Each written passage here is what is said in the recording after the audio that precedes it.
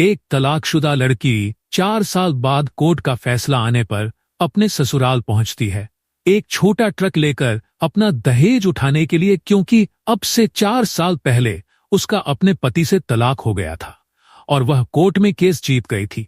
अब वह अपने ससुराल पहुंचती है तो अपने उस घर की कंडीशन देखती है तो उसे अपने बीते पलों की याद आने लगती है।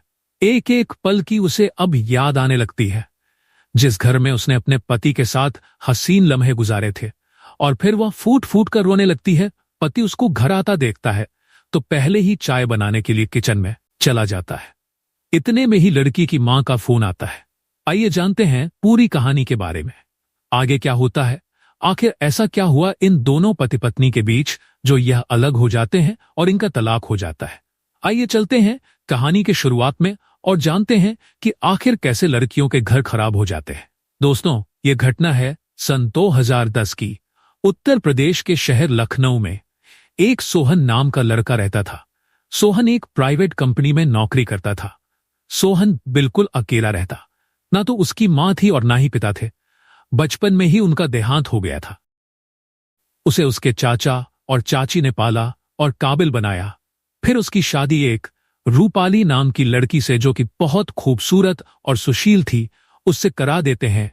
बहुत ही धूमधाम से इनकी यह शादी हुई थी। लड़की के पिता का नाम जयप्रकाश और मां का नाम जयमिनी होता है। शादी के बाद दोनों बहुत ही हंसी खुशी अपना जीवन बिता रहे थे, क्योंकि सोहन एक मिडिल क्लास फैमिली से था, लेकिन रूपाली उसको बहुत सपोर्ट करती थी। सोहन जॉब करता था और अपनी मेहनत से वह अपना एक छोटा सा घर बनाते हैं और अपने नए घर में खुशहाल जीवन बिताने लगते हैं। ऐसे ही वक्त गुजरता गया। अचानक कंपनी में लॉस हो जाता है तो वहां काम कर रहे काफी वर्कर्स की जॉब चली जाती है, जिनमें सोहन भी था। अब सोहन घर पर ही खाली रहता। पैसे की तंगी को लेकर अब दोनों पति पत्नी में नोक-झोंक रहने लगती है। बात बात पर विवाद होने लगता है। सोहन अपनी पत्नी रूपाली से कहता है कि मेरी अभी नौकरी नहीं लग पाएगी, तुम ऐसा करो अपने माँ बाप से कुछ पैसे उधार ले लो। रूपाली की माँ पैसों को लेकर बहुत कंजूस थी। वो पैसे की बहुत चाहत रखती थी। रूपाली के पैसे मांगने पर वह रूपाली से इतना भड़का देती है, इतना वो उसके कान में जहर भर देती है और बोलती है कि यह तो निकम्मा है, निकर है, बिल्कुल किसी काम का नहीं है। तू ऐसा कर बेटी, तू घर वापस आ, इसको हम बाद में देख लेंगे। रूपाली अपने मायके चली जाती है। अब रूपाली की मां यामिनी सोहन को फोन कॉल पर बहुत बुरा भला कहती है कि तेरी औकात ही क्या थी, तेरे पास था ही क्या, पहले से ही तू नंगा इंसान है। ना खाने को रोटी थी, ना सिर पर छत। हमने अपनी बेटी की शादी तुझसे कराकर बहुत बड़ी गलती कर दी है। अब हमें तलाक चाहिए और हम कोर्ट जाएंगे, केस दर्ज करेंगे, थाने में अब तेरी अकल ठिकाने आएगी। रूपाली भी अपनी मां यामिनी के कहने में आ जाती है और डिवोर्स ले लेती है। जबकि रूपाली के पिता काफी समझदार और सज्जन व्यक्ति थे। वह रूपाली को समझाते हैं कि बेटा, जीवन में उतार चढ़ाव आते रहते हैं, तुम अपने पति की कठिन परिस्थितियों में उसे मत छोड़ो, समय के साथ सब ठीक हो जाएगा। लेकिन वह बस अपनी मां की ही सुनती है। अब मामला कोर्ट में पहुंच जाता है और मुकदमा चलता है। यामिनी ने पहले ही एक बढ़िया वकील कर रखा था। वह उस वकील को मोटी रकम देते हुए कहती है कि इस तरह से केस बनाओ कि इस लड़के का घर और जो कुछ खेती की जमीन है सभी बिक जाएं और डिवोर्स के बदले हमें अच्छा खासा पैसा मिले। अब 2 साल तक मुकदमा चलने के बाद कोर्ट से फैसला आने की तारीख मिलती है। जिस दिन कोर्ट में फैसला आने वाला था, रूपाली के पिताजी उसे फिर से समझाते हैं कि बेटा, अपना घर खराब मत कर और सब कुछ भूल भाल कर अपने ससुराल लौट जा, नहीं तो इसमें तेरी ही जिंदगी बर्बाद हो जाएगी। लड़की अपने पिता की किसी बात पर गौर नहीं करती और आखिरकार रूपाली इस केस को जीत जाती है। तो वकील उनसे कहता है कि मुबारक हो, आप लोग केस जीत गए हैं, आपकी किस्मत बहुत अच्छी है जो सिर्फ 2 साल में ही मुकदमा खत्म होकर फैसला हो गया। नहीं तो ना जाने कितने ही ऐसे केस तरह तरह के पड़े हैं, सालों मुकदमा लड़ते रहते हैं, लेकिन कोई फैसला नहीं आता। अब जिस दिन रूपाली और उसकी मां यामिनी अपना दहेज का सामान वापस उठाने के लिए जाते हैं,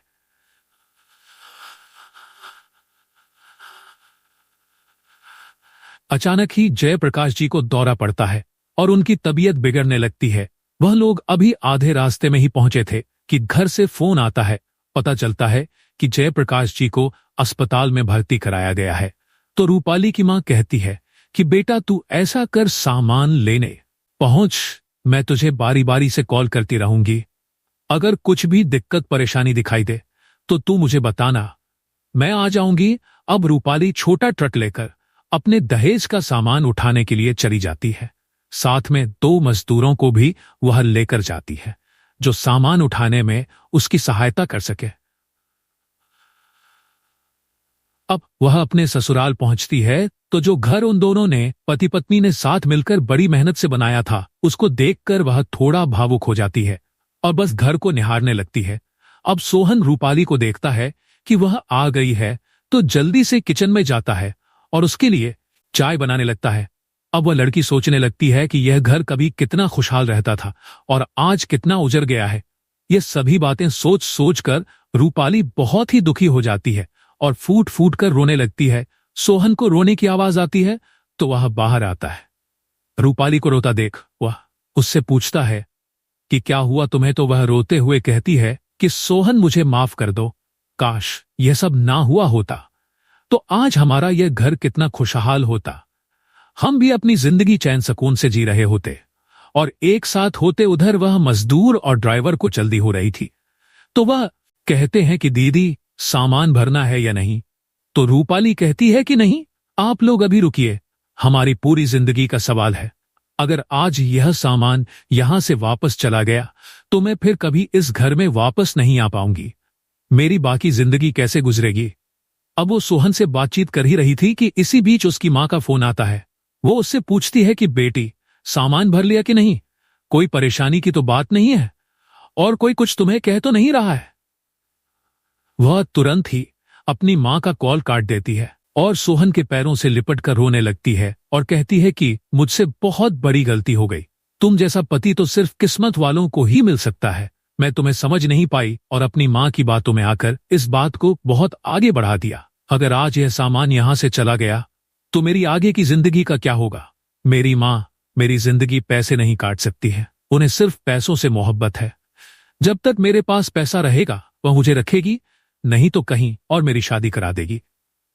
तो सोहन कहता है कि रूपाली, मैंने तुम्हें पहले ही कितना समझाया था कि तुम मुझसे तलाक मत लो। तुम्हारी यह भूल है, पर तुमने मेरी एक ना सुनी और तुम तलाक लेकर ही मानी। तुमने अपनी मां की बातों में आकर हम दोनों की जिंदगी को खराब कर लिया है।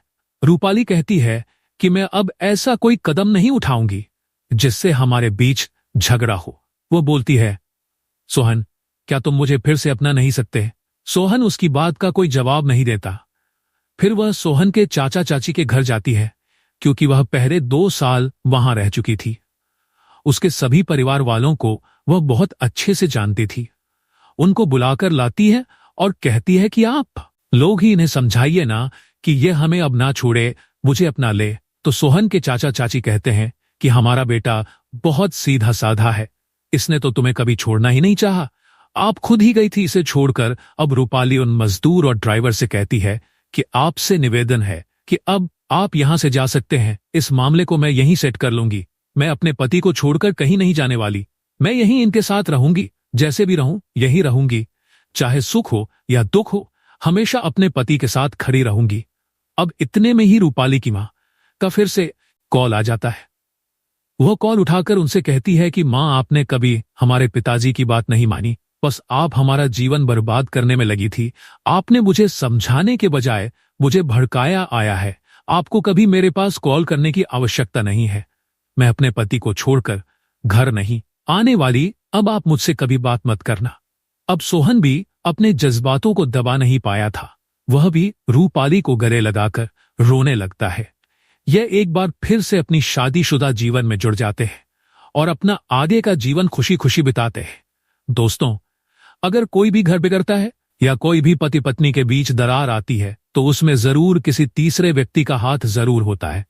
पति पत्नी में झगड़ा होना, लड़ाई होना, यह एक आम बात है, लेकिन उसको अपनी मां या अपनी सहेली या फिर किसी दूसरे को बताकर उनके कहने से अपने जीवन को खराब कर लेना यह उचित बात नहीं है।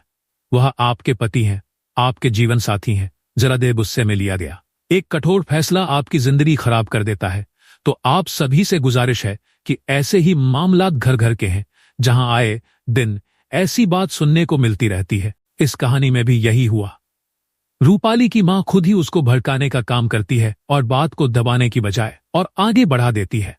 अगर वह समय पर ही अपनी बेटी को समझाती और उससे कहती कि बेटी, लाइफ में अप डाउन चलता रहता है, आज अगर दामाद जी के पास जॉब नहीं है तो क्या हुआ, तुम्हें उनका साथ देना चाहिए, ना कि उनसे झगड़ा करना चाहिए, ना कि उनसे झगड़ा करना चाहिए। क्योंकि एक बार जिस रिश्ते में दरार आ जाती है, या यह मानो किसी दीवार में दरार आ जाए या कोई धागा टूट जाए, तो वह जुड़ तो जाते हैं लेकिन उसमें वह बात नहीं रहती। तो दोस्तों, यह थी आज की कहानी। कहानी आपको कैसी लगी कमेंट करके जरूर बताएं, और रूपाली की मां के बारे में आपकी क्या राय है यह भी जरूर बताएं।